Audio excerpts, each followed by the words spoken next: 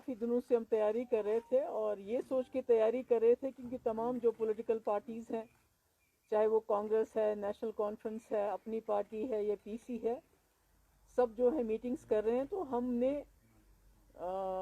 अपना प्रोग्राम बनाया था कि हम यहाँ एक यूथ का कन्वेंशन करेंगे। पहले तो हमने कई बार कोशिश की कि हमें बाहर कहीं स्पेस मिले, इनको लेटर भी लिखा डीसी साहब को यूथ कन्वेंशन के लिए, इससे बहुत पहले, पर उसका कोई हमें जवाब नहीं मिला। उसको कोविड ज़्यादा था भी नहीं।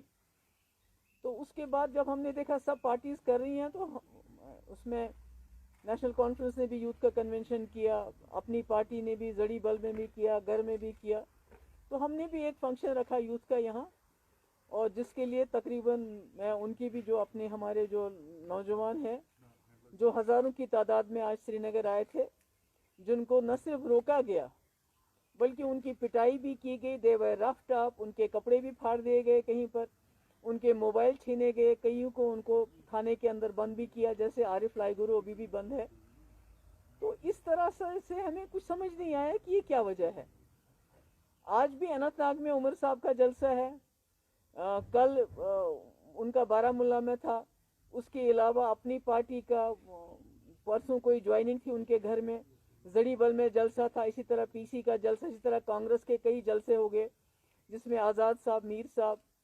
और उससे सबसे बड़ी बात कि हमारे अपने प्राइम मिनिस्टर इस वक्त यूपी में बहुत बड़ी बड़ी रैलीज कर रहे हैं, उस यूपी में जहां गंगा में लाशें बही हज़ारों की तादाद में।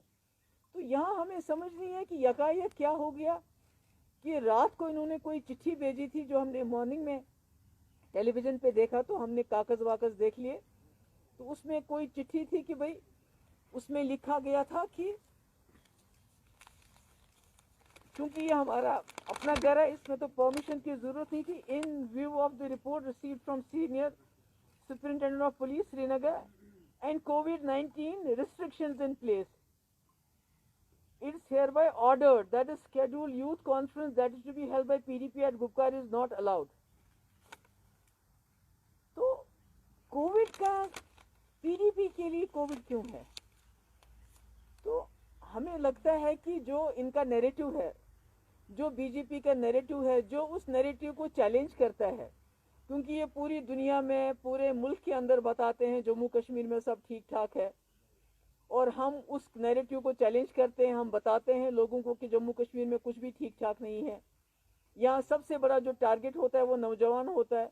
आज भी उन्होंने नौजवानों को टारगेट किया, क्योंकि एक यूथ मीटिंग थी, यूथ इंटरेक्शन था, जिसमें नौजवानों को जेल, नौजवानों को यूएपीए, नौजवानों के पीएसए, नौजवानों को नौकरियों से निकाला जा रहा है, नौजवानों की नौकरियां जो है बाहर के लोगों को बांटी जा रही है, हर तरह से नौजवान को डिसएम्पावर किया जाता है।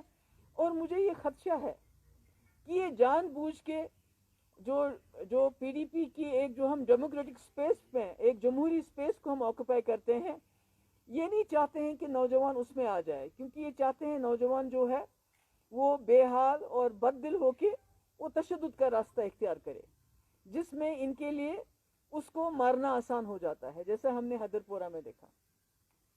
उससे पहले वो जो शाहिद लड़का था आर्मिनी का, उसका देखा। और आप यकीन नहीं करेंगे, ये जो इस किस्म के केसेस हैं, शाहिद जो लड़का उस दिन मारा गया, आज तक उसके घर सरकार की तरफ से कोई नहीं गया।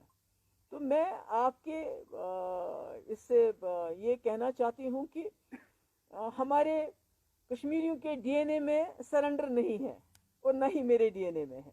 अगर ये सोचते हैं इस तरह दबा के, धमका के, हमें तंग करके, सबोटाज करके, हमारे लोगों को पीट के, जेलों में डाल के, उनके कपड़े फाड़ के, उनकी बेइज्जती करके, उनकी गाड़ियां तोड़ के ये हमें जो है हमारे हौसले कम कर सकते हैं, ऐसा कुछ नहीं है। मैं अपने नौजवानों को सलाम करना चाहती हूँ। मैं उनकी बहुत शुक्रगुजार हूँ कि उन्होंने इतने मुश्किल हालात में